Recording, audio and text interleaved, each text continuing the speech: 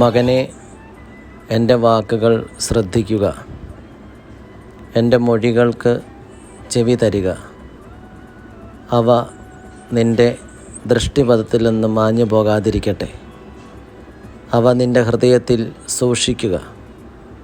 എന്തെന്നാൽ അവയെ ഉൾക്കൊള്ളുന്നവന് അവ ജീവനും അവൻ്റെ ശരീരത്തിന് ഔഷധവുമാണ്.